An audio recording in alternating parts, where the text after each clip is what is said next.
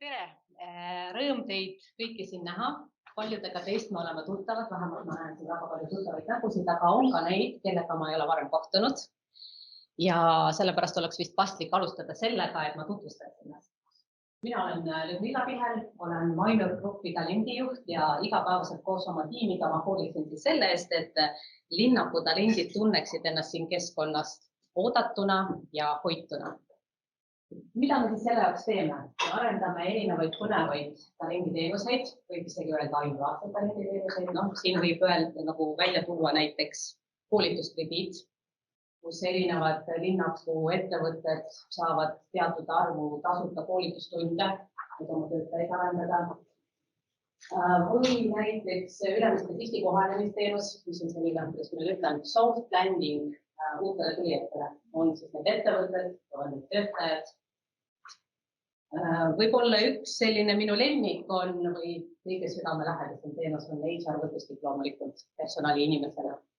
See on selline võrgustik, kuhu kuuluvad erinevate ettevõtete personalitöötajad. Käime koos, arutame põnevaid teemasid, jagame kogemusi, muresid, toetame teineteist. Ja kui nüüd seal HR võrgustikus inimeste käest küsida, liikmete käest küsida, mis on need top teemad, mis on täna teie laual, siis loomulikult värbamise kõrval on hästi oluline talenditervis. Linnaku ettevõtted tunnevad väga palju muret ja tahavad väga toetada oma töötajate, oma talentide nii füüsilist, vaimset kui ka sotsiaalset tervist.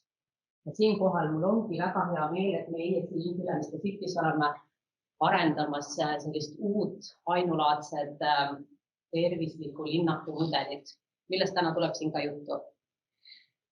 See mudel baseerub uuringutele, mis me oleme siin linnakus läbi viinud ja siinkohal ma tahaks tänada kõiki neid ettevõtteid, kõiki nende ettevõtete töötajad, kes sellest uuringust on osa võtnud.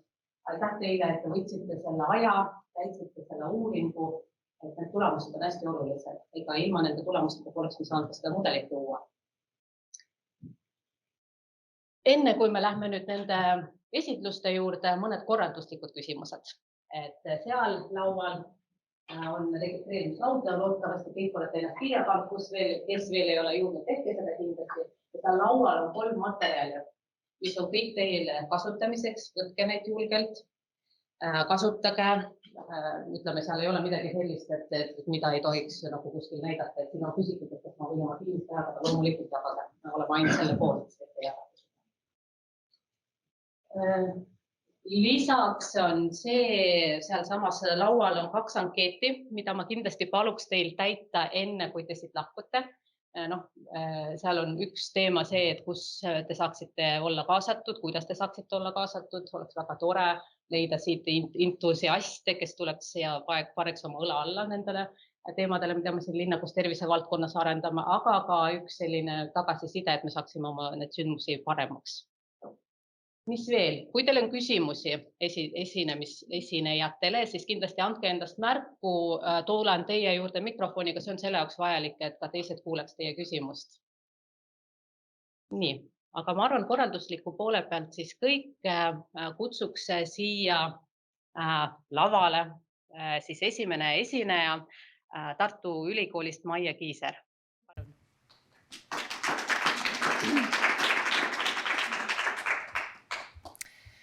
Tänan, mina olen Maie Kiisel, olen sotsioloog, uurin inimese ühiskonda ja minuga on siin täna siis ka Tartu Ülikoolist ka Sille-Liis Männik, kes on psühholoog ja Teamsist liitub meiega mõne aja pärast Jarek Mäestu, kes on sporditeadlane.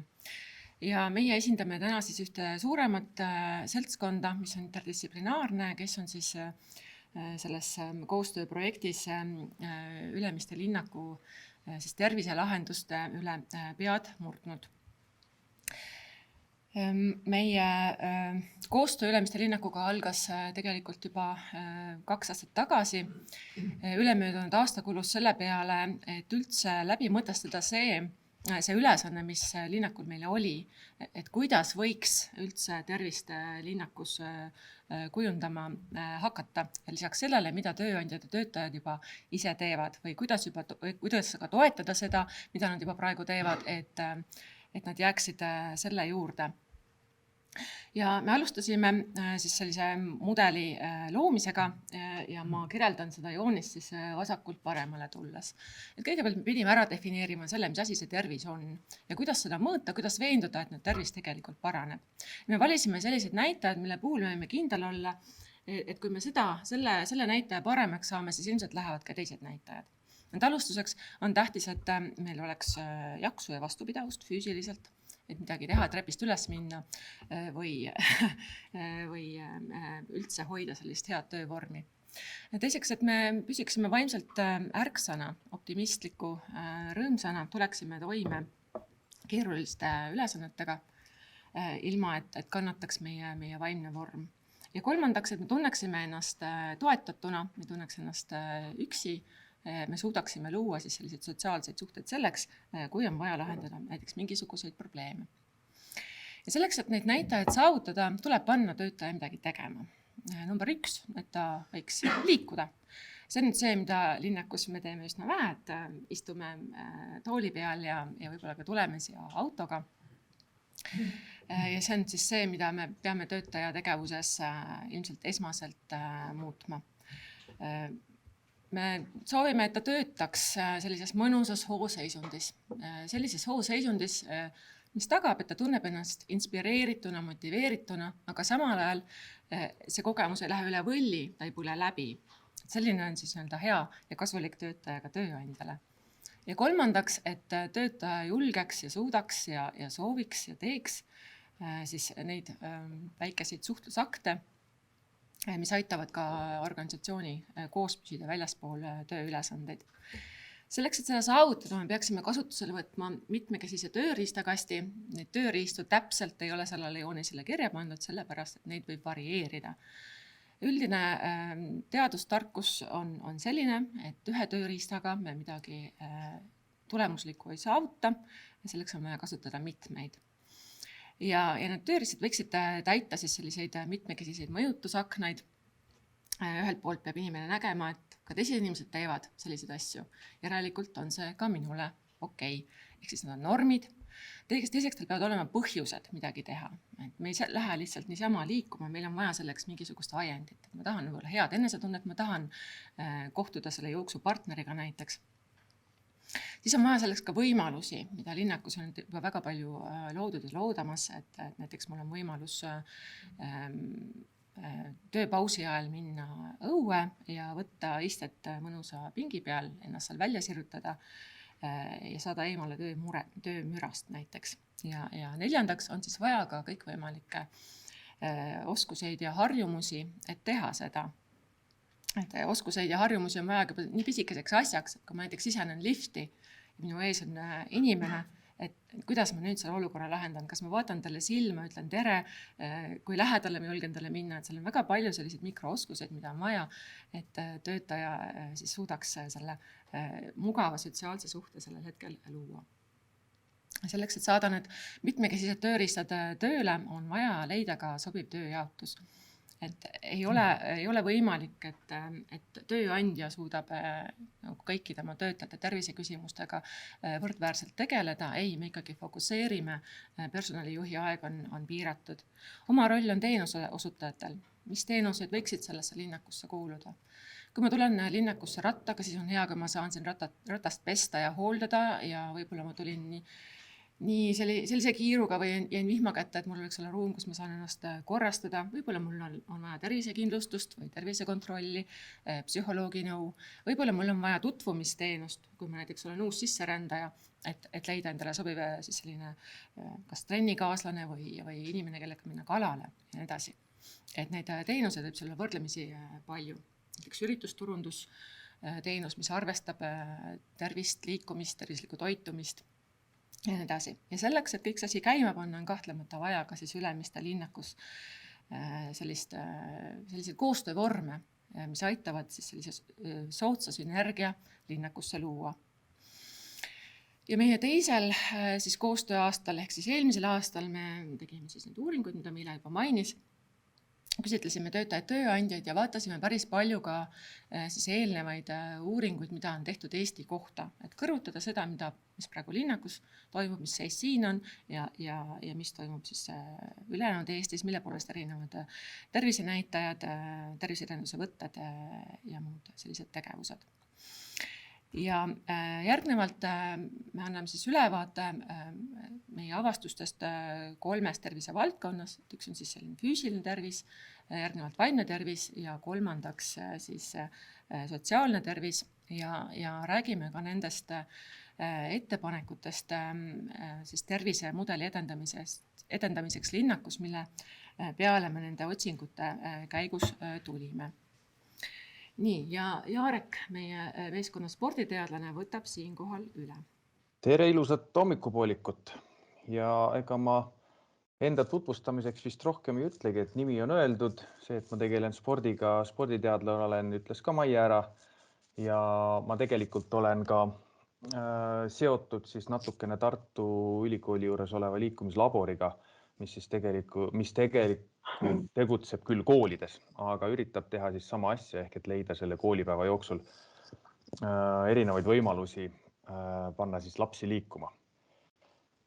Ja mis siis Ülemiste linnaku osas öelda? Number 1, tõsi, nagu Maie ütles, et töötajad istuvad palju ekraani ees ja see on tugevalt siis seotud selle kohaga, kus te siis töötate. Et kui nüüd Maie vajutaks nuppu.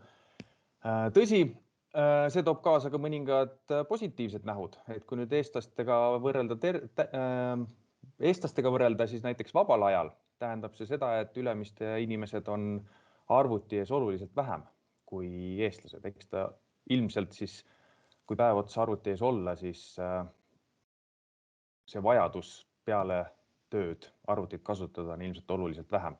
Kuigi siin on näha, et meeste ja naiste vahel see erinevus on tegelikult päris oluline. Võiks vahetada slaidi. Ja mis on ka veel hea, et Ülemiste linnaku inimesed keskmiselt on üsnagi aktiivsed. Et kui me nüüd võrdleme siin jällegi Eestiga, siis on näha, et kui Eesti inimese kehalist aktiivsust siis vähem kui 1 kord nädalas ehk et roosad tulbad on umbes 40%, siis Ülemiste inimestel on, Ülemiste linnaku elanikel, töötajatel on see umbes 8% juures. Et see on kindlasti positiivne, aga alati tuleb mõelda ka selles suunas, et mille või kellega me võrdleme, et kahjuks kui me võrdleme tõesti Eestiga, siis on hästi, aga me näeme ju ka väga hästi, et Eesti kontekstis see lati kõrgus on tõesti küll selline, et isegi mutt ei pääse sealt alt läbi. Ehk et me peaksime alati valima ka siis tervislikud normid, mida WHO ütleb. Ja siin tegelikult me näemegi, et 4/5 istub üle 5 tunni ja tegelikult ainult 20% Ülemiste elanikest täidab siis selle WHO normatiivi, mis tegelikult on üsna väikene. Ehk et see liikumine ka Ülemistes tegelikult ei taga päris seda head tervist. Küll aga inimestel on kõrged hinnangud tervisele, mis tuleneb paljuski ka sellest, et tegemist on suhteliselt noore kontingendiga, kes Ülemistes on, ja tegelikult sellised negatiivsed mõjud vähesest liikumisest on sellise aeglase progressiivse kuluga. Ehk et need negatiivsed mõjud pääsevad võib-olla esile alles hilisemas faasis. Ja ei maksa ka unustada, et meil siin on tegemist subjektiivsete andmetega ja üldiselt inimesed raporteerivad ennast umbes 5–10% aktiivsemaks, kui nad tegelikult on. Siin joonisel on nüüd toodud välja üsna paljud seosed, aga siin võiks esile tuua seal joonise keskel, kus on treeningute sagedus, liikumise sagedus ja nendest tekivad seosed siis hinnang tervisele, hinnang kehalistele võimetele, südame-veresoonkonna vormile ja ka õnnestunud tervisepüüdlustega. Et siia tekib selline väga tugevate seostega ring, mis näitab tegelikult, kui tugev mõjutus on siis see liikumine kui selline. Ja on näha ka, et ka jalgsi liikumise aeg annab päris tugeva seose just nende puhul, kes siis üritavad oma liikumisaktiivsust või tervist siis miskit moodi positiivses suunas mõjutada. Kui te näete, siis istumine ei anna seoseid siin puhul, mis tegelikult ei ole väga üllatav, sest meil on väga raske uuringutega puhtalt isoleerida istumist, sest alati on seal kõrval ju ka mingisugune muu liikumine, mille mõju on oluliselt suurem kui istumise mõju. Ja ka istumise puhul peab silmas pidama seda, et see kumuleeruv mõju on hästi pikaajaline. Et kui me täna hakkame rohkem istuma, siis ega see kohe meie tervisele mõju. Aga kui me 2, 3, 4, 5 aastat oleme olnud väga istuvalt, siis me tõenäoliselt esimesi ilminguid näeme.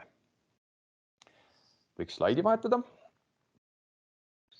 Ja nagu ka siin sissejuhatuses ilmnes, et vaimne tervis on hästi oluline ja on tõesti mõningad seosed, mis sõltumata valimisuurusest, uuringumeetodist on väga ja väga püsivad.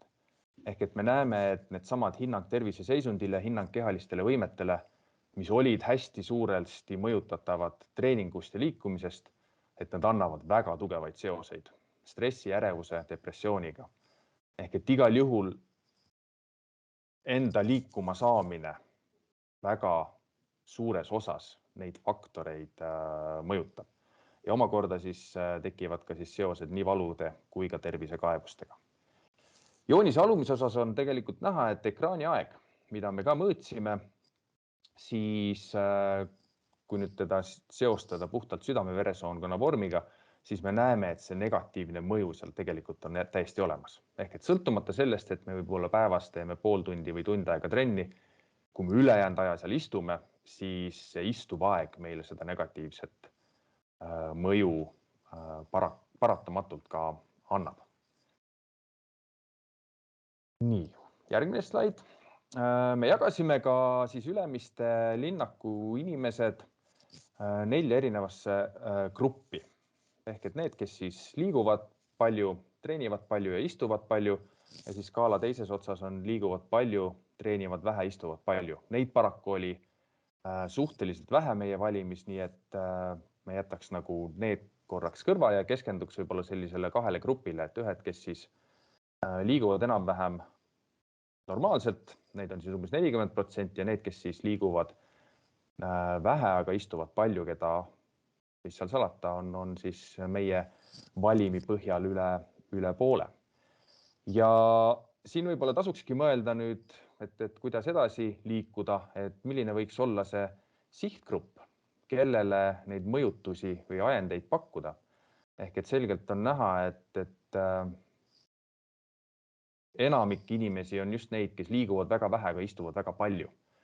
Ja silmast tulekski pidada võib-olla ehk seda gruppi kõige rohkem ja taustal ka siis seda teadmist, et kõige pikem tee inimesel alati ongi toolist või diivanist sinna ukseni. Ehk et kõik need meetodid, viisid, kuidas me saaksime seda inimest püsti, katkestada seda istumisaega on tegelikult hästi-hästi olulised.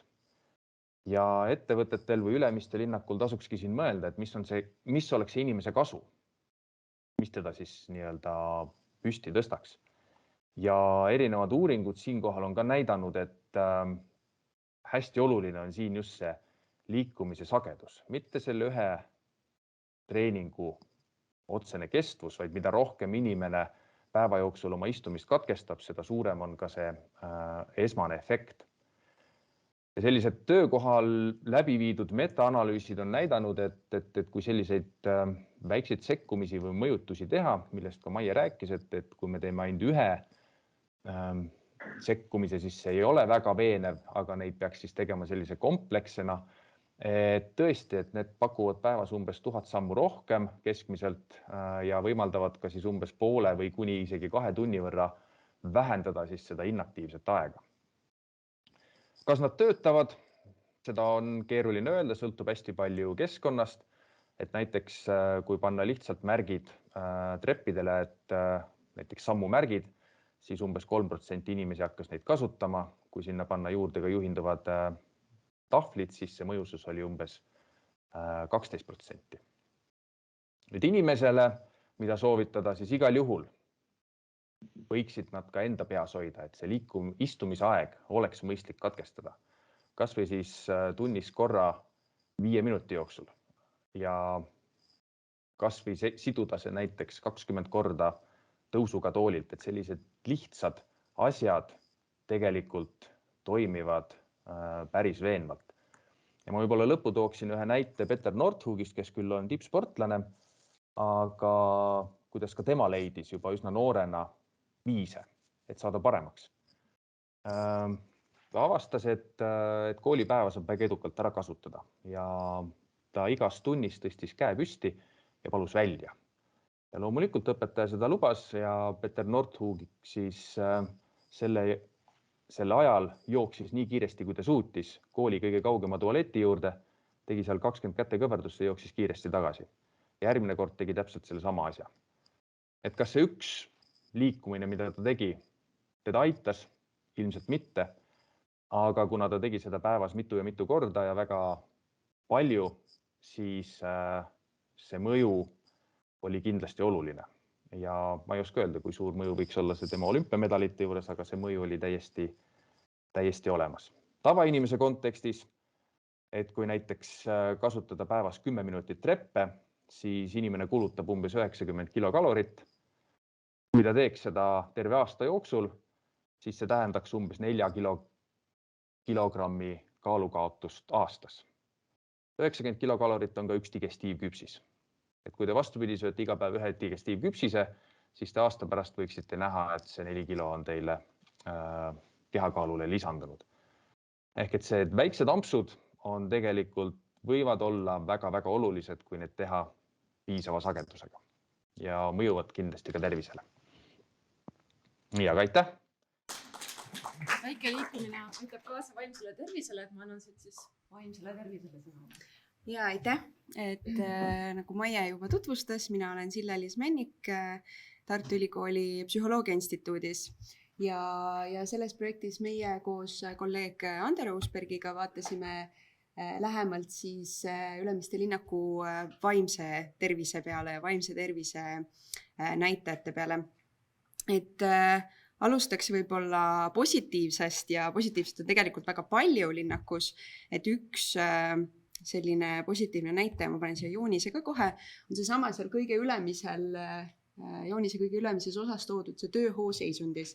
Ehk siis linnaku töötajatest 85% kogevad siis hooseisundit palju ja võrreldes siis sellise Eesti keskmise töötajaga on see tegelikult erinevus päris suur, ikka väga suur tegelikult, et Eesti keskmise töötaja selline nii-öelda või Eesti töötajate seas tehtud uuringu järgi on nii-öelda sama näitajaga 20% inimestest.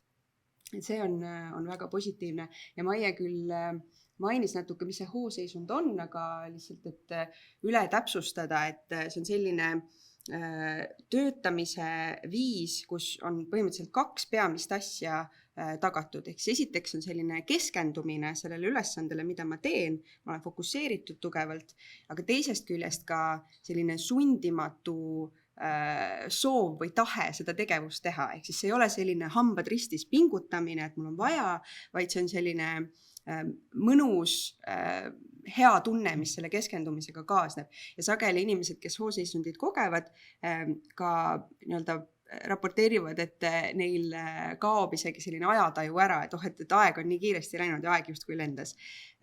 Ja hooseisund on sellepärast väga hea selline indikaator vaimsele tervisele, kuna ühest küljest selline sage väikeste hooseisundi episoodide kogemine tööpäeva jooksul toetab sellist pikaajalisemat vaimset tervist, aga teisest küljest me saame ka öelda, et kui inimesel on palju pinget, stressi või ärevust, siis tal on ka keeruline seda hooseisundit kogeda. Nii et see on selline üsna hea indikaator, mida vaadata. Lisaks hooseisundile positiivsest veel välja tuua, siis on see kompetentsuse vajaduse osa. Ehk siis, et Ülemiste linnaku inimesed ütlevad, et nad tunnevad, et nad saavad oma töös edasi areneda, et nad saavad kasutada oma erialaseid teadmisi, oma oskusi ja nii-öelda algatada ka uusi asju, võrreldes siis Eesti töötajatega rohkem. Ja tuua võib-olla selliseid positiivse poole pealt veel see stressitase tegelikult on ka päris hea näitaja, sellepärast et jällegi võrreldes Eesti töötajaga keskmiselt on stressi tegelikult Ülemiste linnakus vähem. Nüüd võib siin küsida, et see justkui satuks vastuollu selle rohelises kastis oleva kirjaga, et depressiooni ja ärevust on palju. Et tõepoolest, et kuskil 25% inimestest kogeb siis piisavalt depressiooni või ärevuse sümptomeid, et seal võiks kahtlustada kliinilist depressiooni või ärevushäiret.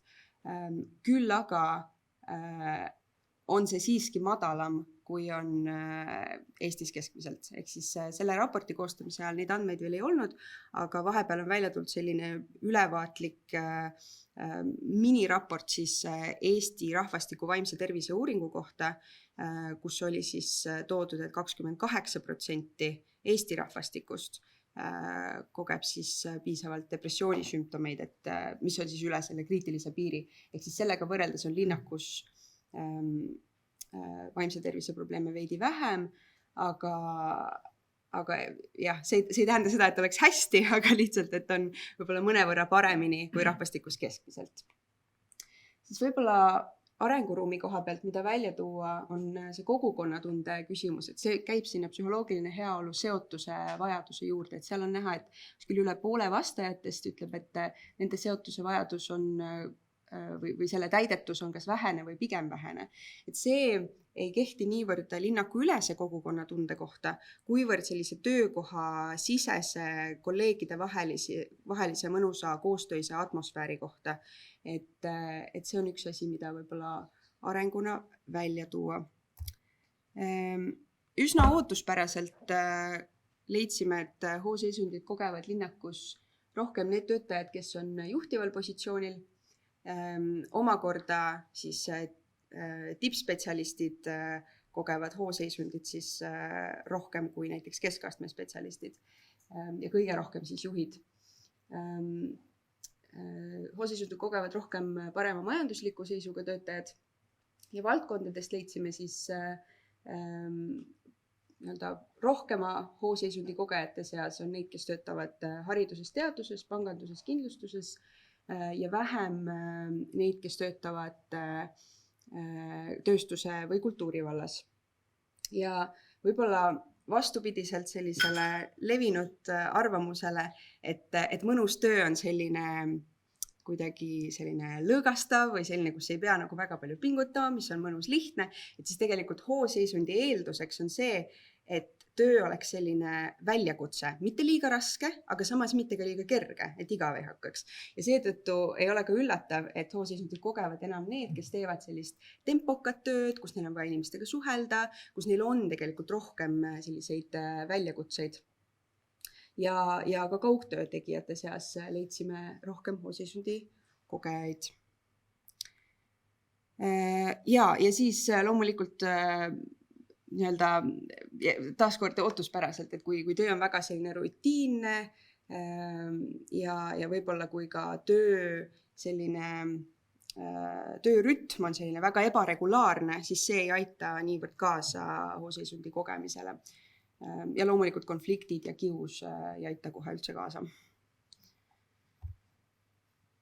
Nüüd, kui jätkata selle hooseisundi teemaga, siis selle kogemiseks on rida selliseid eeldusi, missugune see töö ja töökeskkond võiks olla selleks, et soodustada seda hooseisundi kogemist. Ühest küljest on siin tööandja roll vaadata siis, et töötajatel oleks võimalikult selged ülesandid ja eesmärgid, et ma teaksin, mida ma tööl tegema pean, mida minult oodatakse, et ma oleksin väärtustatud, ma tunnen, et ma olen organisatsioonile oluline, et mul oleks piisavalt iseseisvust ka otsustada ise, kuidas ma oma tööd teen. Ja ja taaskord seesama, et mu töö ei oleks liiga suur väljakutse, vaid selline paras väljakutse, aga samas mitte ka liiga lihtne. Ja et ka erinevad mulle seatud sellised ootused või ka need eesmärgid, mis ma pean saavutama, et need oleksid omavahelises kooskõlas ja ei oleks konflikti nende vahel. Et ühest küljest on siin tööandja roll, aga teisest küljest on palju ka, mida me ise saame ära teha selle jaoks, et sellist tööalast hooseisundit suurendada. Ehk siis sellised tööd kujundavad tegevused, selline proaktiivne lähenemine oma tööle, et vaadata üle, et näiteks kui on mingisugused igavad, rutiinsed tegevused, et kas neid on võimalik kuidagi automatiseerida näiteks, või kui ei ole, siis inimesed on ka suutnud välja mõelda väga loomingulisi viise, kuidas selliseid igavaid ülesandeid enda jaoks mängustada, põnevaks teha, mingid punktisüsteemid, auhinnasüsteemid, et selline nagu loominguline lähenemine võib siin olla väga tõhus. Teisest küljest, kui on keerulised ülesanded, et ei jääks nendega üksi, et julgeks abi küsida, et julgeks koostööd teha, et julgeks tagasisidet küsida, ehk siis selline hoiak oma tööle, et mina ise saan mõjutada, mis minuga toimub ja kuigi see 100% alati ei kehti, siis nendes raamides, kus see kehtib, ära kasutada oma neid võimalusi, kuidas ma saaksin oma tööd ise kujundada. Ja sinna juurde käib kindlasti ka selline piiride seadmine ja piiride seadmise oskus, et millal ma ütlen ei, millal ma tunnen, et on liiga palju. Kui sealt hooseisundist natuke välja tulla, siis seesama kogukonnatunde teema, mida ma enne mainisin, et ka see on üks teema, millele Ülemiste linnak on väga palju keskendunud, seda kogukonnatunnet linnakus tekitada, aga võib-olla nende andmete pealt ütleks, et ka töökoha siseselt selline kogukonnatunde tekitamine on väga oluline. Ja kolmas punkt, ma tean, et see on väga keeruline, vaimse tervise teenused on äärmiselt raskesti kättesaadavad, aga ütleme, kui võimalikult lihtsaks teha töötaja jaoks see, et ta teaks, kus ta saab vaimse tervise abi ja kui vähegi võimalik see tema jaoks võimalikult kättesaadavaks muuta, siis sellest oleks ka kindlasti palju abi. Aga ma annan taas sõna Maiele.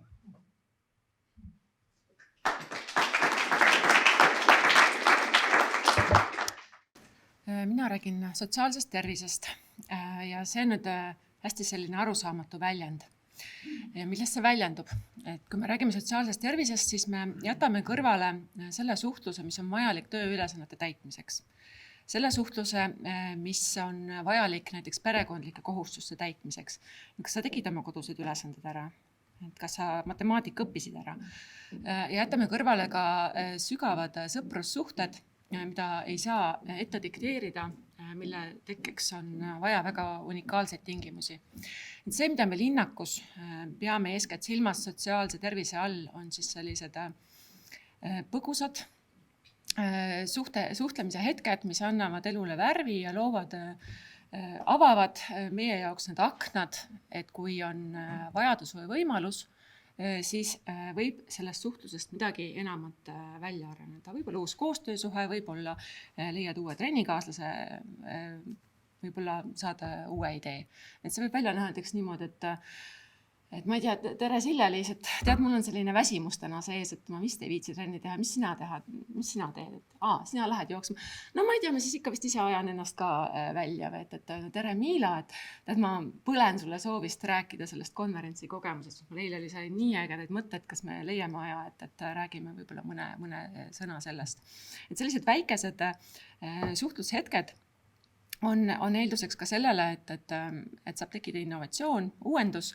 Kahtlemata iga selline vestlus ei vii innovatsioonini, aga kui me räägime sellest, kuidas innovatsioon on alguse saanud, siis ikka sellest, et eripäraste kogemustega inimesed on omavahel kokku saanud ja vabas vormis saanud millegi üle vestelda. Mida võidab tööandja sellest, kui edendada selliseid väikeseid põgusaid suhted inimeste vahel? Esiteks see, et kui meie inimesed üksteist tunnevad ka organisatsioonis näiteks üksuste vahel, siis see vähendab seda altkulmu põrnitsemist ja ka armukadedust, mis sageli juhtub, kui organisatsioonis on toimunud suured muutused ja tajutakse võib-olla, et kellelgi on paremad tingimused või eelised. Kui meil on vaja probleeme lahendada, siis on lihtsam võtta toru inimesele, kes on sulle juba natukene tuttav või paistab sõbraliku näoga. Ehk siis see loob sellist organisatsiooni koostöövalmidust, muudab tööd efektiivsemaks.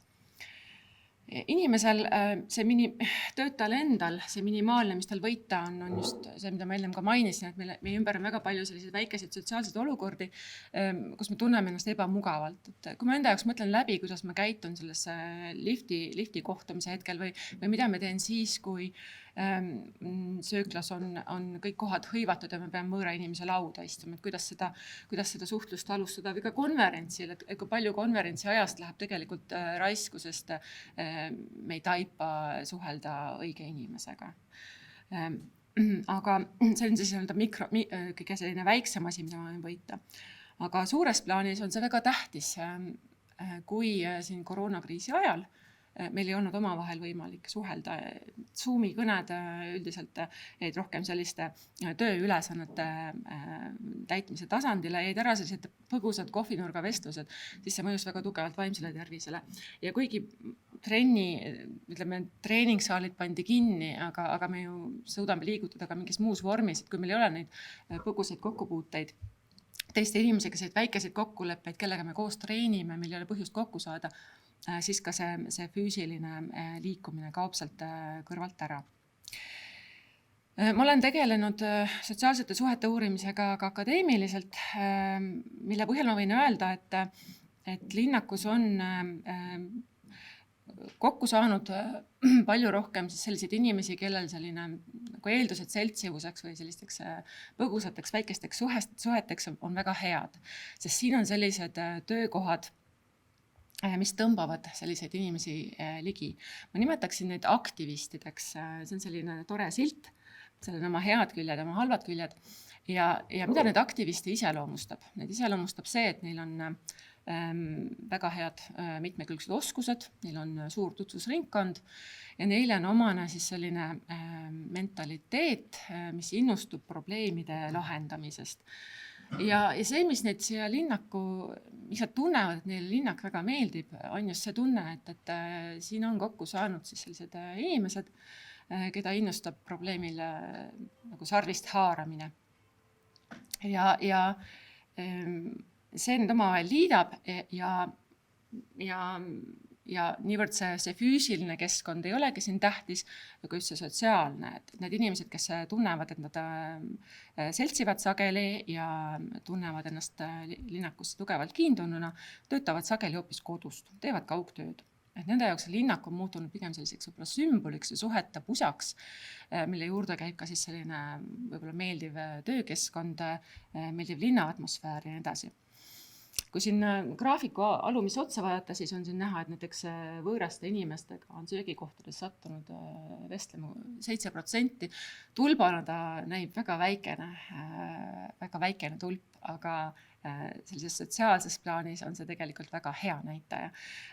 Ja kui mõelda sellise veerandi segmendi aktivistide peale, siis just nemad on selliseid vestluseid võõraste inimestega kohvikutes, söögikohtades maha pidanud.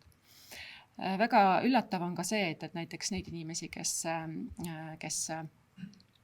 noogutavad, tervitavad vastutulijaid linnakus on 4 inimest 10. Jälle loob selle turvatunde meie ümber, me tajume, et me võime neid inimesi rohkem usaldada ja nad on minu oma inimesed. Et selline efekt, et linnak on inimeste jaoks kodustatud, et siin on sellised tihedad sotsiaalsed võrgud, tuli juba väga hästi sellest uuringust välja. Mis aga torkas silma oli see, et inimesed tajuvad, et see surve võimalused suhelda on, aga need isiklikud oskused ei tule nii väga järele. Et tõesti, et kuidas ma siis toimin, kui keegi mulle ütleb tere, aga ma teda tegelikult ei tunne või kuidas siis tulla linnaku üritusele, kui ma seal kedagi eelnevalt ei tunne, et kuidas ma muudan selle olukorra mugavaks. Nüüd, see valdkond, kus me neid omavahelisi suhteid loome, on väga palju sõltub väga palju inimeste eneseregulatsioonist. Et on sellised olukorrad, kui me ootame bussi ja võtame seal üksteise järele sappa või kui me liigume eskalaatoriga kaubanduskeskuses, et need, kes ei taha kiiresti liikuda, need astuvad siis paremale serva ja lasevad vasakult poolt inimesi läbi. Et siseregulatsioon toimib, aga keegi peab olema esimene. Ja väga raske on olla ise see esimene. Mul oli näiteks eile käisin kaubanduskeskuses, mul oli mask ees ja mul oli väga ebamugav olla, sest kellelgi teisel enam ei olnud. Ma võtsin ka siis ära, et see sotsiaalne surve oli nii tugev. Ja seda kohustust olla esimene ei saa panna sellise suure käsulauaga, sest see on inimeste enda teema. Et kui linnak hakkaks nüüd ütlema, et meie siin suhtleme niimoodi, siis selle vastu tekiks kohe protestiaktsioon. Pigem saab sellist asja hakata arendama siis töökeskkonnas, kus me teeme omavahel siis näiteks keskastme ja esimese astme juhtidega kokkuleppeid, kuidas me omavahel suhtleme, et kui me omavahel koridoris kokku põrkame, kuidas me siis nagu selle omavahelise kontakti loome või kuidas me näiteks ühises söögikohas võiksime toimetada. Ja sealt edasi siis saab õppimise kogemusel midagi laiendada linnakule või see hakkab ka ise orgaaniliselt arenema, kui töökohas on mingisugune kogemus juba olemas. Nii, aga nüüd ma sooviksin tulla ettepanekute juurde ja ettepanekute juures on väga tähtis osa sellele, mida tööandjad selles mudelis enda jaoks nägid. Me vaatasime eraldi teenusosutajaid, kes saaksid siis aidata kaasa sellele, et meil on siis need tööriistad, millega hakata tervist kujundama ja siis ka tööandjaid, kellel on suur roll siis nende teenuste töötajateni viimisel. Nende ühine sõnum on see, et kahtlemata on ka neid, kelle jaoks veel tervis, kas linnakus ka neid, kelle jaoks tervis ei ole tähtis teema, neil on organisatsioonidel on palju muresid, tuli koroona, mis võttis ära kliendid, tuli energiakriis, mis pani eelarve surve alla, tuleb sõda, mis omakorda kujundab turgu ümber, et need muresid on niigi palju. Need ettevõtjad on suuremalt jaolt väikesed, suuremalt jaolt siis võib-olla sellised teenuse osutamise valdkonda kuuluvad. Aga need, kes mõtlesid aktiivselt kaasa, need leidsid, et jah, väga kena, et läheme selle tervisetendusega kaasa, ma näen siin ühtest positiivset, aga et minul üksiku tööandjana ei ole valmidust minna linnaku üleselt mingisuguseid lahendusi pakkuma, et selleks on vaja teha mingisugused linnakuülesed koostöö kokkulepped, luua mingisugune meeskond, informatsioonikanaleid täiendada, edendada, et me saaksime lülituda kuhugi, mis on juba nagu olemas, et teenusosutajate näitel, et nad ütlevad, et jah, väga kena, et tulge oma ideega laua taha, et kui te tahate siia saada tervislikku toitu või tahate mingisugust sellist liikuvat ürituste formaati juurutada, et tulge istume maha, aga et mina ei tea, kes on teie linnaku rentnikud, et neile ennast müüa. Ma ei saa neile nagu oma enese tarkusest lähtuvalt oma teenuseid kohandada ja kohandada on vaja, et nad siin sobiksid paljudele rentnikele korraga. Hinnastamist on vaja läbi mõelda ja kõike muud.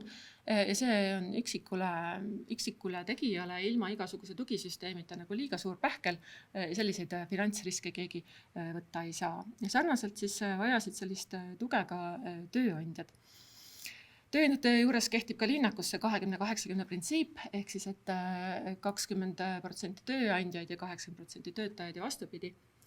Ja need, kes hädas on siis need eelkõige väiksemad tööandjad, keda on palju, aga kellel nagu laias laastus on siis kokku üsnagi vähe töötajaid. Väga arusaadav, miks ei ole väikesel tööandjal nagu suurt motivatsiooni tervisemudelis osaleda, on see, et tal ei ole endalgi võimalus spetsialiseeruda tervisemuredele. Et võib-olla personali juhtimise ülesanded on pandud kellelegi 10. ülesandena kaela, mis tähendab, et ega sa suuremat välja ei mõtlegi, kui et sa saadad näo järgi mõned inimesed tervisekontrolli ja korraldad jõulupeo.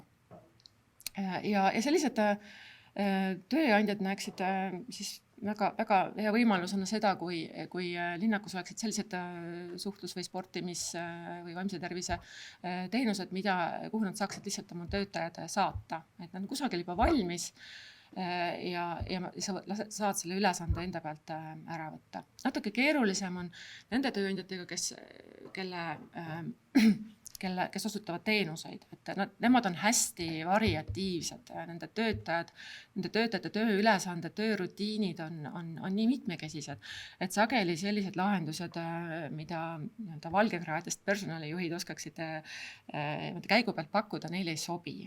Ja selle tõttu ka need tööandjad ei näe, et see suur mudel saaks neile abi pakkuda, kui see ei arvesta siis rätsepaülikonna vormis nende vajadused. Kui sa oled torulukksepp, kas sa tuled linnaku jooksuüritusele keset päeva, kui samal ajal sa selle teise jooksja auto pead korda saama, või kui sa oled kohvikus teenindaja, või oled sa siis see, kes peab näiteks müüma kindlustust, et need töövajadused, ka see kultuur on niivõrd kirju, et üks lihtne lahendus neile ei sobi. Ja teenindussektoris on ka rohkem siis selliseid tööandjaid, selliseid töötajaid, kelle jaoks see tervis ei ütle midagi, kelle jaoks tuleb leida siis selline selge sõnastus, mis ta sellest saab, kui ta läheb pikemale jalutuskäigule. Et on ka olnud kohanud tööandjad, kes on öelnud, et minu töötajatele sobib see tööstuslik võimlemine, et kõik hommikul tund aega, et las nad siis võtavad seda kui tööandja peale surutud kohustust, aga muidu ma ei leia sellist head liikumise vormi neile. Ja siis on sellised tööandjad, kes on suuremalt jaolt ilmselt ka siis personalijuhtide võrgustikus siin linnakus, kes ise pakuvad juba kõikvõimalikke teenuseid ja võimalusi oma töötajatele, aga võib-olla keskenduvad siis rohkem sellistele suurematele töötajate rühmadele, kes ja kõrvale jäävad mõningad siis sellised väiksemad, kelle sa lihtsalt ka siis, kui sul on olemas personalijuht, sa ei saa fokusseerida kõigele, sa pead tegema valikud ja sa valid need kohad, kus sa saad kiiremini suurema kasu tagasi. Ja nemad siis näeksid seda võimalust, et just need unikaalsed töötajad neile pakkuda täiendavat abi linnaku kaudu. No mõni näide, et kui sul on seal 5 keskastme juhti, kes tunnevad, et neil on vajadus areneda töökorralduse küsimustes, et see töökorraldus toetaks töötajate vaimset tervist, sa pead läbi mõtlema oma tööprotsessid, et kas selle 5 töötaja koolitusele saatmine on siis see kuluefektiivne, et need koolitused maksavad päris palju, et võib-olla on lihtsam selline koolitus tellida siis mitme tööandja peale või linnaku üleselt ja siis need tööandjad, kellel see vajadus on, saadavad oma töötajad sellisele koolitusele, et sellised rätsepaülikonna vormis koolitusi on väga keeruline kontrollida.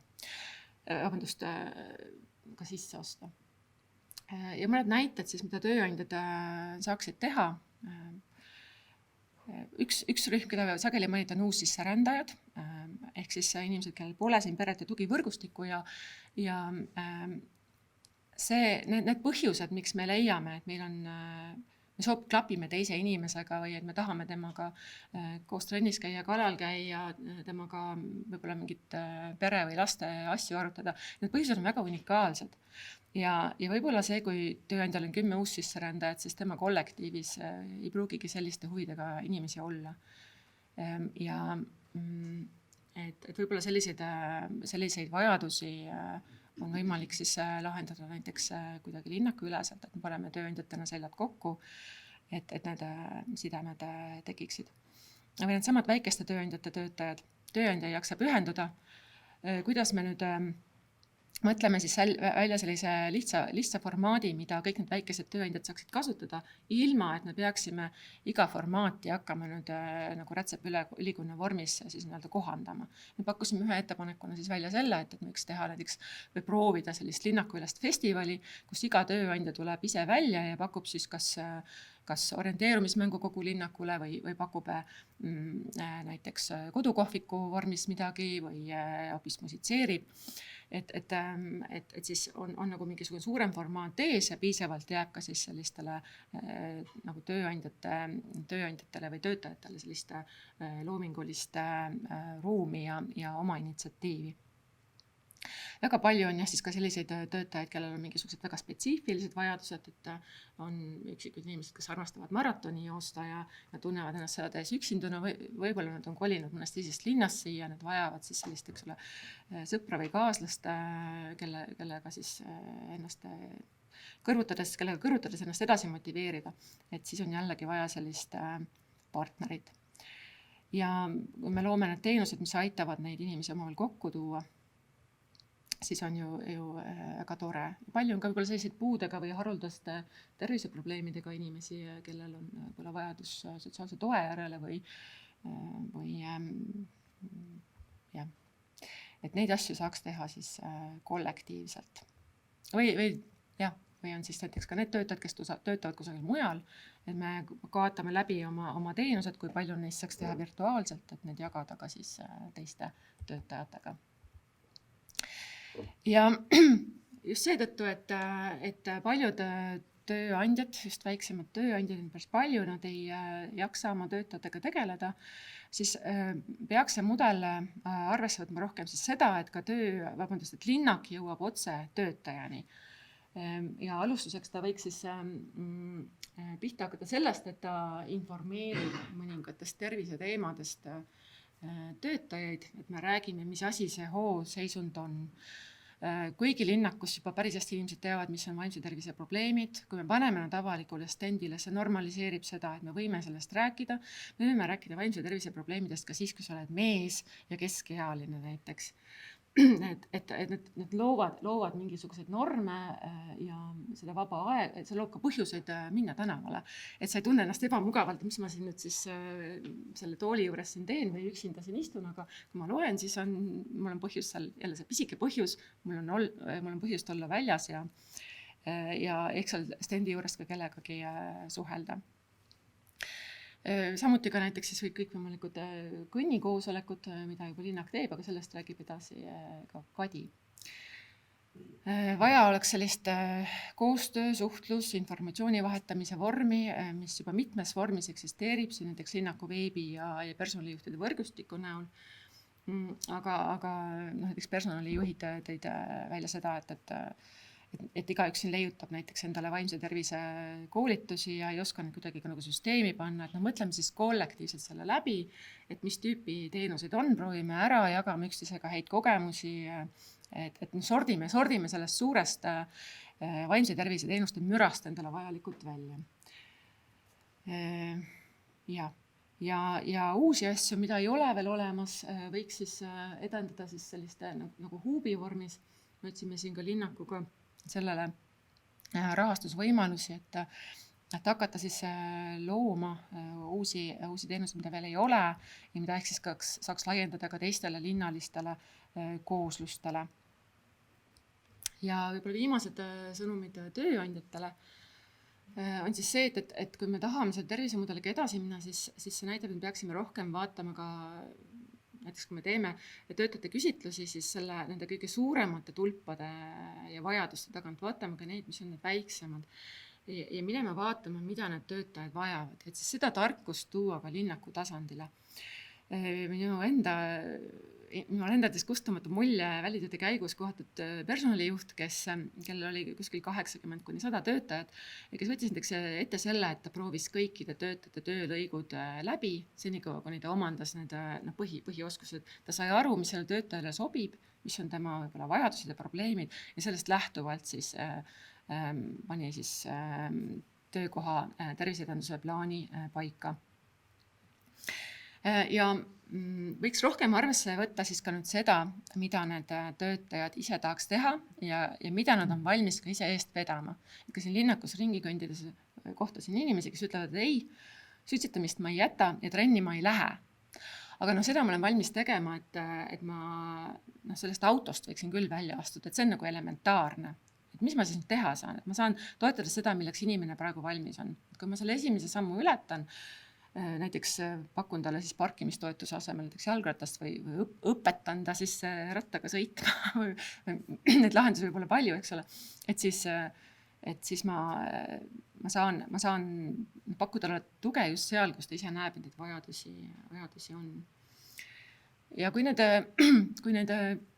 lahendusi nüüd katsetama hakata, sellest autost välja tulla on ikka päris keeruline, siis peaks proovima võib-olla mitut meetodit ja varuma ka natukene kannatust. Et ka linnaku enda kogemuses on näha, et mitmed üritused on vajanud aastaid selleks, et sealt kujuneks välja siis see lõplik formaat, mis siia hästi sobib. Ehk siis sellist kannatust on vaja varuda ja ka siis uurida, mis natukene niimoodi kõrvalt vaadata ja esitada kriitilisi küsimusi, mis saame aru, mis siis toimus.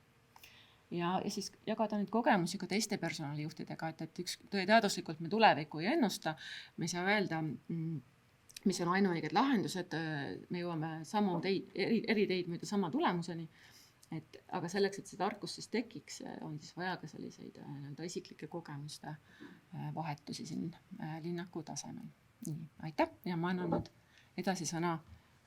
Vabandust, küsimuste aeg on ilmselt ka natukene veel.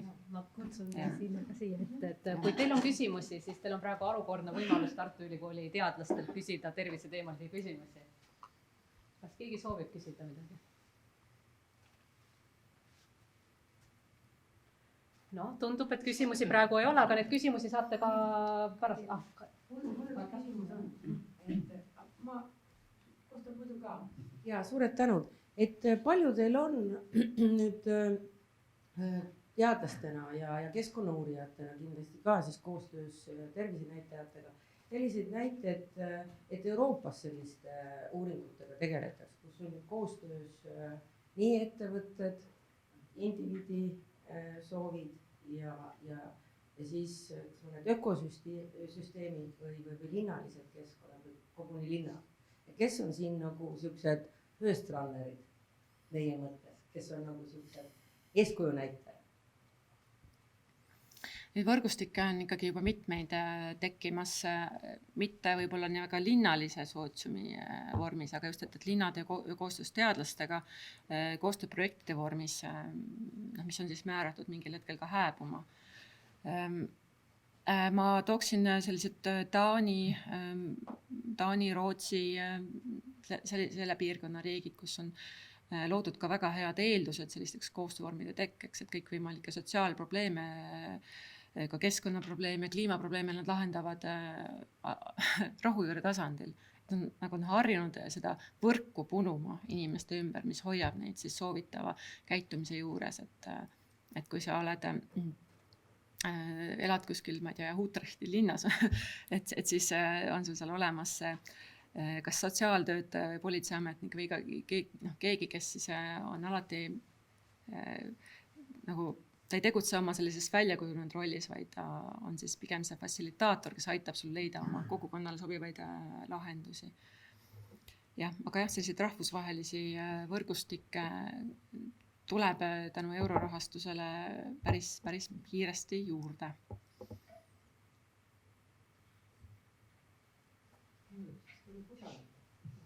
Aga kui küsimusi rohkem ei ole, siis ma tahaksin teid tänada tänase põnevate numbrite eest, põnevate nende üldse põneva ettekande eest, aga neid ettepanekute eest, mis te olete teinud.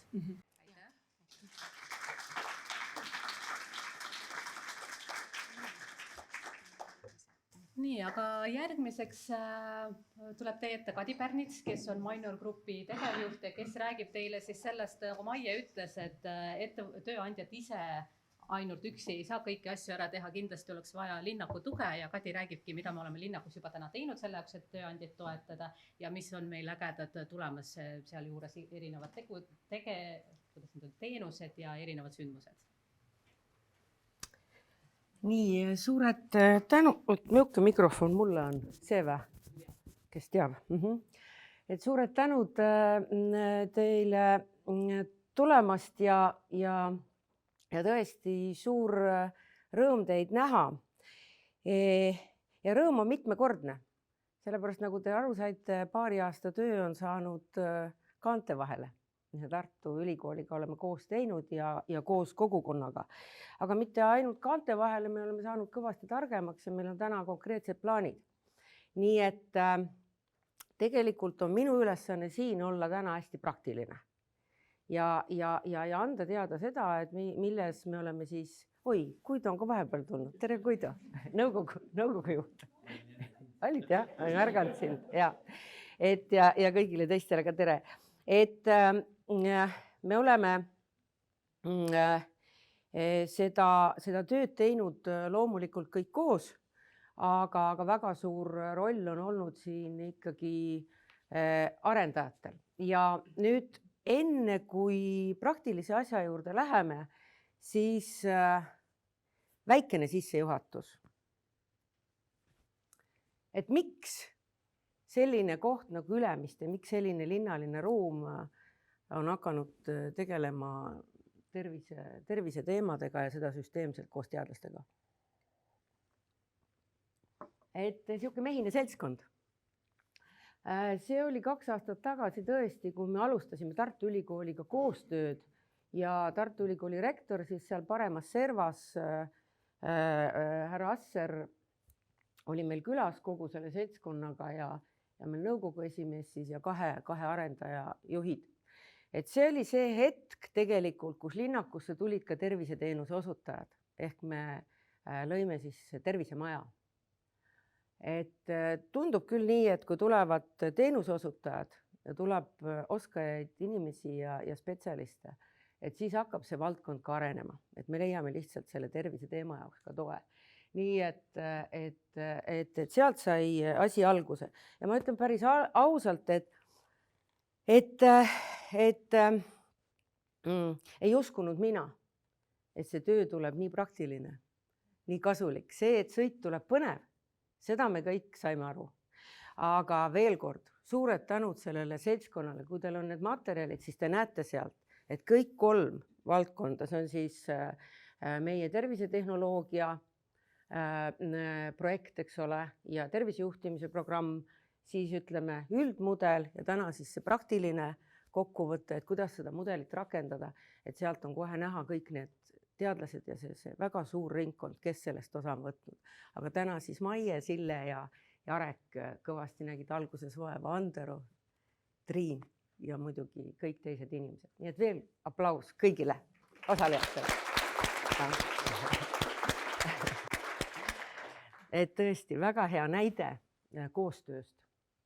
Aga miks meil on nii hästi läinud? Et me täna oleme isegi ütleme, me peame ennast väga tarkadeks, aga ikka väga palju targemaks saanud ja miks meil on ka praktilisi häid näiteid. Kindlasti, et tellija oli teadmise himuline, ehk siis kogu meie Ülemiste. Et tark linnak tahab teada, kuidas mujal asjad käivad, mis me tegema peaksime. Probleeme on üksjagu. Ja et meie koostööpartner ja kõik, kellega me siin koostööd oleme teinud, et neil oli küllalt teadmisi anda, ja et nad olid ka hästi praktilised. Selge on see, et kui sa tahad midagi inimestele nagu pakkuda ettevõtetele, et kogu aeg on see praktiline pool ja peab olema juures. Ja miks meil on ka läinud hästi, on see, et kogu see kogukond tegelikult tahab maksimaalselt keskkonda pakkuda. Et linnaline ruum, kus me oleme üsna tihedalt koos, et see oleks ikkagi mugav ja mõnus. Ja meil kohe hakkas ka alguses klappima see mõte, et see ei saa olla väga primitiivne. Sa pead siin arvestama ikkagi nii indiviidi, kellest saab asi alguse, ettevõtted, kelledele meil on kõigil suured ootused, ta ikkagi selles tervise edenduses palju kaasa aitab. Ja linnakule. Linnakuga on selline lugu, meil on 36 hektarit maad siin. Ja väga palju võimalusi, mitte ainult, eks ole, teha paremaid töökeskkondi, vaid ka, ütleme, kogu seda majade vahelist hoonestust ikkagi rohkem mängu panna ja välja pakkuda. Nii et see sümbioos on oluline.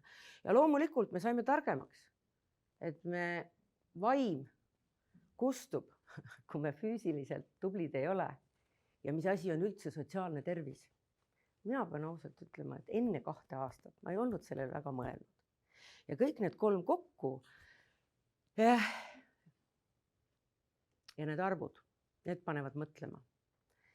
Esimene arv, selles linnakus töötavad inimesed, nii nagu Maie ütles, 85% või ütleme 85% hoos olles. Kuidas see arv oli, ütle veel kord?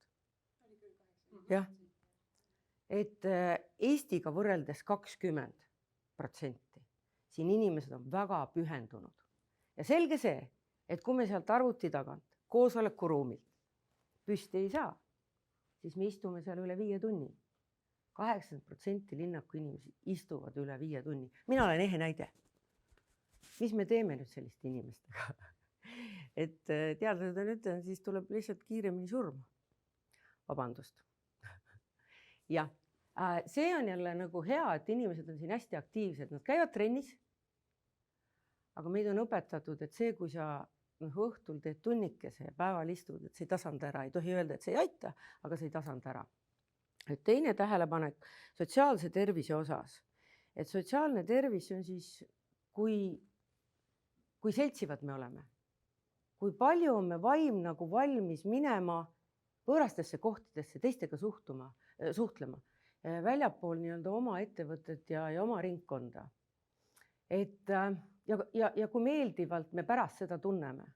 Ma mõtlesin pärast seda, kui Tartu Ülikooli teadlased olid meid selles osas harinud, mõtlesin selles osas, et ma ei ole ka selline, et 4-5 inimest on koos, ma lükkan nad kõrval, ütlen, ma tahan ka suhelda, kuigi ma tahan.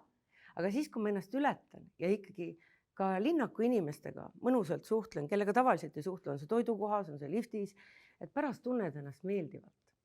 Et ikkagi nagu saad sellest igapäevaringist välja. Et see seltsivus, kaasatulemisvalmidus ja tõesti sellised põgusad suhted, et me neid peaksime hindama ja soodustama ja linnak saab seda kindlasti erinevate üritustega teha. Ja viimane veel loodus. Need korduvad mustrid, mida meil siin sees ei ole võimalik nii-öelda ehitada, et need aitavad seda vaimu väga palju nii-öelda taastuda, kas või hetkekski. Nii et need on need kohad, kus me kindlasti peame rõhuma, et inimesed läheksid välja, need välitöökohad ja kõik need mõtted, millest me kohe räägime. Et see tõesti turgutab ka põhjamaist vaimu sellisel ilmal, mis võib-olla alati ei ole väga hea. Et püüame selles osas. Nii et seda siis sissejuhatuseks, miks meile see koostöövorm sobis, miks on meil hästi läinud, ma julgen ütelda. Ja nüüd on siis praktilised sammud ja kindlasti edasiminek. Nüüd viimane võib-olla veel sellisest üldisest, et kui Ülemiste linnak ütleb, et ta on tark linnak ja et ta on, Andres naerab siin, kooliinimesed on kohal, kes on aidanud seda radarit, seda mõõdikute süsteemi teha, et linnak ütleb, et ta on tark linnak ja meil on olulised meie talendid ja me oleme kiire kasvu keskkonnale, eks ole, orienteeritud ja samas roheline ja mitmekülgne. See tähendab ka kindlasti tervise aspekti vaadata. Siis kuidas sa hindad seda? See süsteem, mille me oleme loonud, on radar suhteliselt lihtne, 150 KPI-d, eks ole, ja keskkond, teenused, kogukond, teadmised, majandus. Majandusest me alustasime 2015. Ülo linnaku rajana oli see uudishimulik inimene, kes ütles, et me peame ikka teadma, mis siin toimub. Ja täna, et pikemalt mitte selle teema juures hoida, majanduse osas saavad ka meie rentnikud teada, et milline on nende majandusnäitaja võrreldes siis sektori ja Eestiga. Et siin me anname tavaliselt ülevaateid, on kogukond. Ilma kogukonnata me nüüd edasi ei saa, kindlasti. Teadlased võivad soovitada, me võime olla tublid, meil on koostööpartnerid, võrgustikud ja see tuleb nagu käima panna. Selles mõttes, et kogukonna osas me vaatame eraldi rahvusvahelist kogukonda, mis on kindlasti omapärane koos rahvusvahelise maja ja ettevõtetega ja kindlasti võrgustikud ja üritused. Kuidas neid paremaks saada, kuidas on need inimeste teenistuses rohkem. Ja terviseedendus, see ootab nüüd mõõdikuid. Me liigume kindlasti edasi. Ja ma arvan, siin on indikatiivne hoos üheskoos, et siit need mõtted leida ja kuidas siis hinnata seda koostöö tulemust just ütleme sellest aspektist. Nii, ja ma tuleksin selle juurde siis tagasi. Maie soovitas, meil ilusaid pilte ei ole, aga mõtteid on rohkem. Et linnak kindlasti koos tööandjate töötajatega peab töötama selle nimel, et muutusi juhtida pisikestest asjadest. Ja kui töötajale kindlasti selline teadmiste jagamine ja tööandjatele selline terviseteenuste ja juhiste platvorm, mida on ettevõtted küsinud, siis kindlasti see muutuste juhtimine linnaku aspektist nagu ilma sellise koostöövormita ehk see terviseteenuse hub'ist, mida me üritame ja loodame, et ka linn paneb õla alla, et erinevate spetsialistide ja tegijatega, et saada selline hea mudel. Sest miks meil ka Tartu Ülikooliga koostöö sobib, on ka see, et me mõtleme selle skaleeritavuse peale. Et me ei tee midagi, mis on ainult üksnes selles kohas võimeline töötama. Nüüd siit edasi füüsiline tervis, kõnniõue koosolekut kohe räägime, treppide teema ja meil on üks tugev tegemine ees ja see on Bike to Work Challenge, et sellest ka räägime, eks ole, mis tuleb siis juuni alguses. Nüüd vaimne tervis. Et tegelikult Tartu praktika töödest tuli juba hariduskompleksiga see esile, kus inimesed tahavad ikkagi selliseid zen-tubasid ja selge see, et nende tarbimine võib-olla osadel ettevõtetel see on, ei ole võib-olla niivõrd tihe, et võib-olla on tõesti mõistlik koolis kindlasti, aga ka muudel üldkasutatavale aladel selle üle mõtelda. Välitöökohad, mille süsteemi me oleme hakanud arendama ja sotsiaalse suhtluse osas siis erinevad üritused ehk linnaku tänavafestival. Et seda siis üle korrates, et need on võib-olla esmased plaanid. Nii, ja minna siis selle kõnnikoosoleku rajani juba praktiliselt siis meie ettevõtluskõrgkooli tudengid on projektiõppe käigus sõnastanud siis selle kõnnikoosoleku raja eesmärgi, et edendada seda liikuvat eluviisi ja ikkagi värskes õhus viibida. Et linnakus saavad olema siis sellised tähised, et mitu sammu ja kindlasti ka aeg. Et siit see rada siis hakkab minema, ta tuleb tervisekonverentsiga koos. Tervisekonverents tuli meil 2. juuni. Et siin tulevad kindlasti sellised mõnusad challenge'id, et inimesed käiksid raja läbi, saaksid punkti ja pärast ülejäänud elu saavad kõik linnakust tasuta selle eest. Ei, loomulikult toidukohtades mõned allahindlused ja asjad, et need kindlasti toetavad. Ja seda on isegi teadlased meil soovitanud. Et ta tõesti niisugustest nendest kontoripindade juurest läheb läbi, et see tähistus peab olema tõesti nii hea, et sa kohe lähed välja ja alustad sealt oma rada, näed ära, eks ole, et sellisel raja pikkusel saad koosolekut pidada 30 minutit. Mis seal on muidugi probleem, et ikkagi tuleb rentida neid kõrvaklappe ja kuulareid. Sest kui sa 5-6 lähed, siis osad on juba tagapool, eks ole, ja nii hästi ei kuule, et see peab ikkagi olema niisugune mugav. Paari inimesega on lihtsam. Ja mis on siis pakutud neid Silen Space vaikuse ruume, et seda me siis katsetame. Kollase märgiga on siis planeeritud selline koht. Keksurada, heade soovide sein ja tahvli asemel me siis mõtleme näitust, millest Maie juba rääkis, ja batuudid maapinnas. Et see on selline esimene, mida me jõuame siis nüüd tehtud, korraliku kaardi ja aktiivsus sellega. Nii, siin need elemendid siis, ma arvan, et ta saab päris hästi nüüd ikkagi märgistatud tahvel, vaat see, mis natukene meenutab seda rannariiete kabiini, et see on tegelikult raamatukogu. Et sellise mõttega, et ta veel tuleb. Ja välitöökohtadeni jõuame, et kas ütleme sinna Lõtsa 5 õue lissi on siin, et kas need alumised on plaanis teha või? Jah.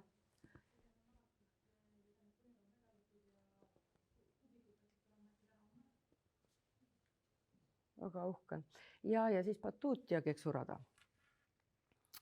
Nii, mis tahaks veel taoliste terviserajade kõrvale kiiged? Kiikedest on hästi palju juttu olnud ettevõtete küsitlustes. Et ikkagi sellist aktiivsust ja niisugust mõnusat niimoodi kahekesi olemist. Pinke juurde, et planeerime teha mälestusturniiri, Ülole male turniiri ja arvame, et siis see on õige aeg ka, ütleme, välimalega välja tulla. Ja miks mitte ka kabe siis lihtsam versioon. Millega meil ei ole hästi, on tõesti nagu, siin on ju väga palju ka elanikke, kui siin öeldi, et autost välja tulemine on keeruline, siis meie lahendasime selle nii, et tulime siia kõrvale elama. Ja siis juba harjud vaikselt ilma autota käima, aga kõikidel ei ole see võimalik, nii et vaatame kohe ka kergliikluse asja edasi. Aga siis tõesti see ronimisväljakud ja laste peale mõtlemine, et eks see jääb tõenäoliselt järgmisse aastasse. Joogivesi välitöökohtadel meil on, aga veel mitte kõnnikoosoleku rajal. Nii. Ja nüüd on välitöökohad, et mis on siis täna olemas, mida kõik saavad kasutada, on tervisemaja nüüd siis kohviku kõrval pargis ja valukoja ja tervisemaja siis nii-öelda terrassil teisel korrusel. Ei, see on nüüd ikka neljas korrus, jah. Ja Lurichi katus, ka seda saavad kõik kasutada. Nüüd planeeritud on uue hariduskompleksi ja tervisemaja juurde.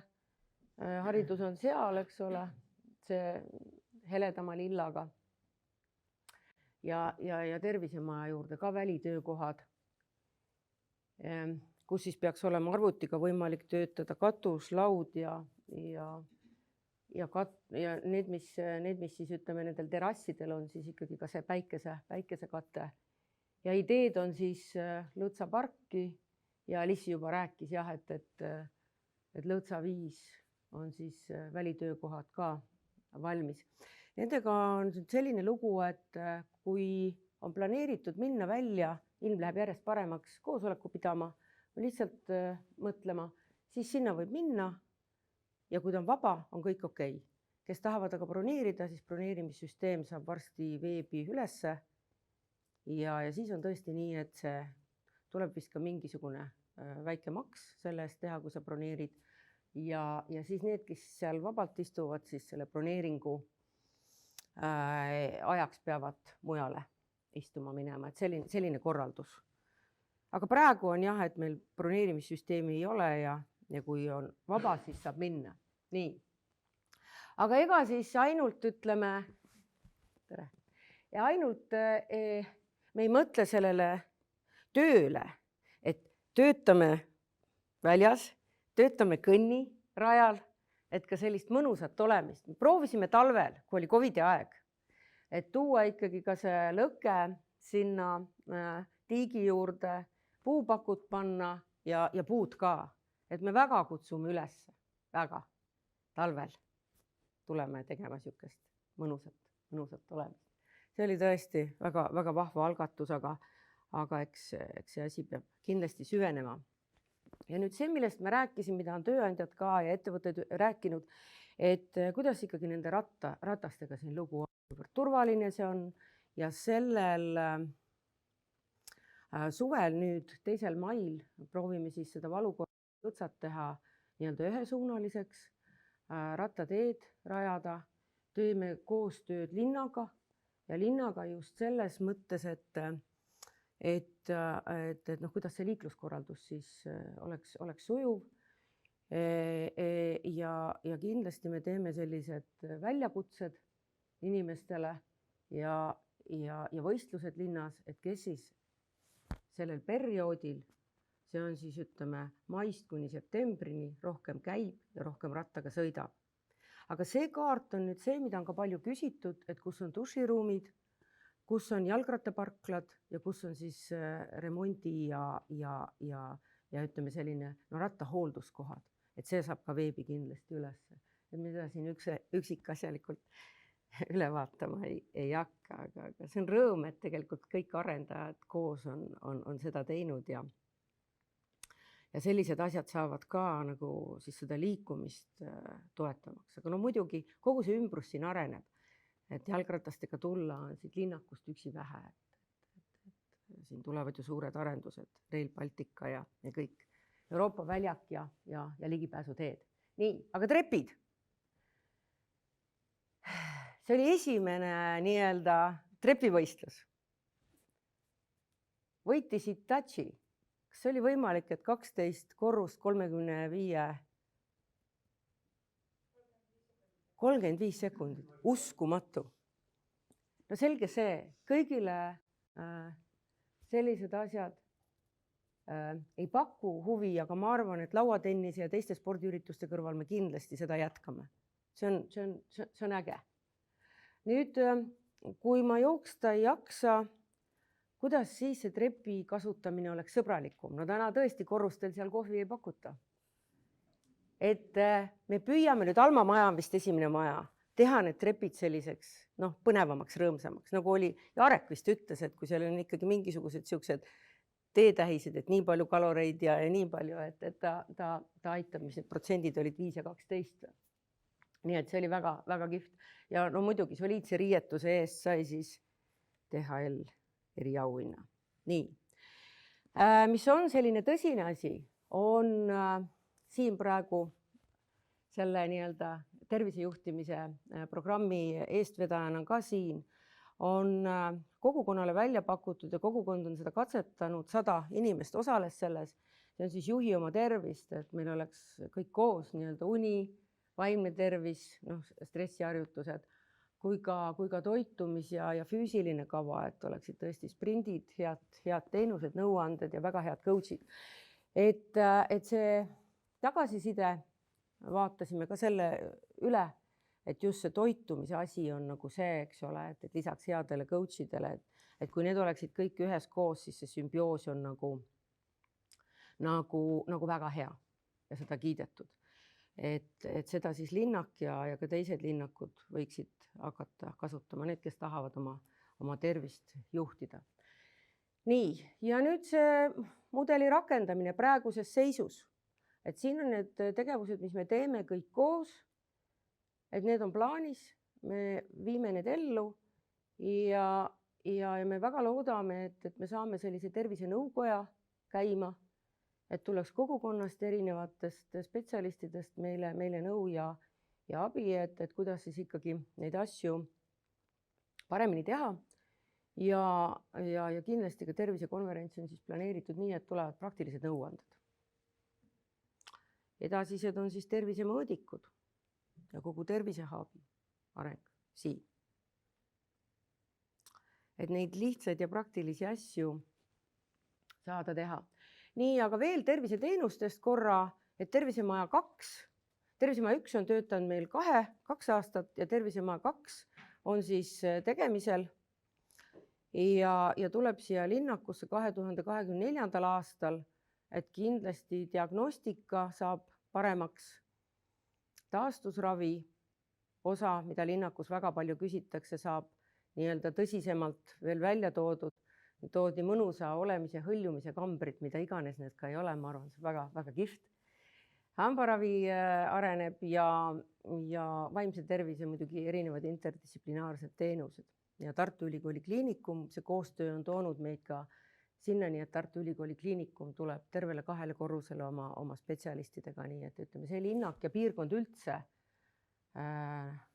saab siit sellist nii-öelda tervist edendavat teenust. Me ravile nagu loodame teistele linnakohtadele rohkem, aga loomulikult kogukond on suur ja siin peab see kindlasti ka olema. Ja kõige kiirem võib-olla sellistest tõsistest ja nii-öelda rajudest arendustest ehk hardcore on Ülemiste City kirurgiakliinik, mis siis Alma Tominga majas 1. korrusel saab tööle, see on Alma sisepilt siin. Ortopeedia on hästi tähtis ja hästi tähtis on see, et me tahame ilusad ka olla, eks ole, igas vanuses. Ja? Et siin saab siis ilukirurgilisi teenuseid teha ja ma arvan väga, väga hea, et see koht siin saab olema.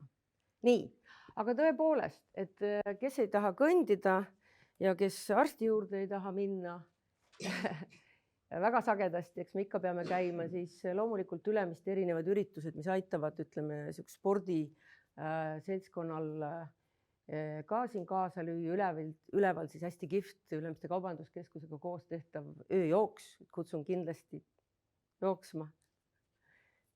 Katsume vormi sinnani, et seal on 5 kilomeetrit. See distants läbi linnaku tuleb lauatennis, siin on filtersari, praegu on liftides üleval ja ma ei tea, kui paljud on sattunud nüüd COVID-i ajal, et meil on siis beach täiesti selgelt, täpselt selline ta välja näebki võrgu ja mängimiseks, aga ka vaba aja veetmiseks siin linnakus.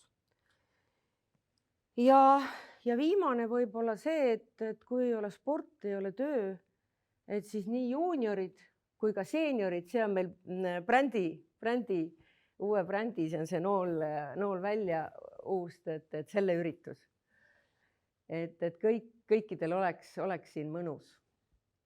Kogukonna päevalt on need. Future Forumid sellel aastal siis ei ole, kus on ka sellised koostöötoad ja kokkusaamisvõimalused, et see aasta on tervisekonverents ja Future Forum tuleb järgmine kord. Ja sellist liikumist soodustavad asju, et seda on palju küsitud, et siin meie Julius naudib jalgpalli. Nii, ja koostööootused. Ettevõtted on ütelnud meile, et väikesed, aga praktilised asjad. Ja üks kindlasti, mida on siis pakutud, on aktiivsust soodustavad niisugused vahendid. Ükskõik, et siin käiakse välja MyFitnessi poolt, keda väga on kiidetud linnakus, lühitrennid, hommikul jooga ja kus saaksid minna teha 30-45 minutit ja sisetrinažööre on palju mainitud, et kasutada neid töökeskkondades ja selle peale tuleb mõelda. Teenuste paketid, ettevõtted ootavad tõepoolest, et selline elementaarne massaaž või selline füsioteraapia, et need oleksid ikkagi välja pakutud linnaku poolt ja loomulikult oodatakse ka head allahindlust linnaku rentnikele. Erinevad coachid on mainitud, et kuulge, jätame selle probleemide lugemise, et katsume ennetada. Et nende coachide osas nii wellness, recovery, lifestyle, mis iganes, et seda ootust on ka ettevõtete poolt näha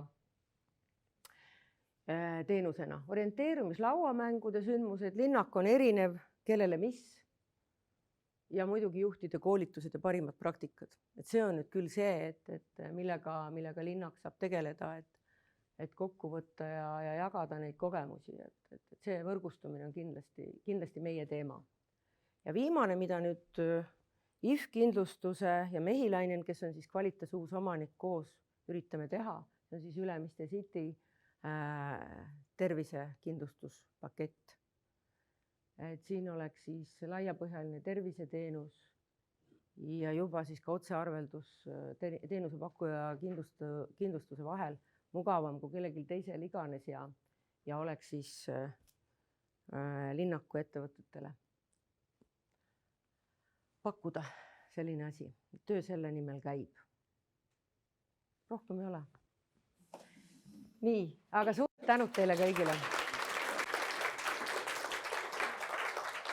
Aitäh, Kadi. Kas Kadile on küsimusi? Mõtteid, küsimusi. Mõtteid, ettepanekuid? Saab kirjalikult ka. Tundub, et hetkel ei ole, aga te kindlasti võite meile kirjutada, joonistada, mida iganes, et võtame kõik ettepanekud suure rõõmuga vastu. Tuletan meelde, et meil on seal 2 blanketti, palun teile täna enne lahkumist neid ära täita, et pastakad leiate ka sealt laualt.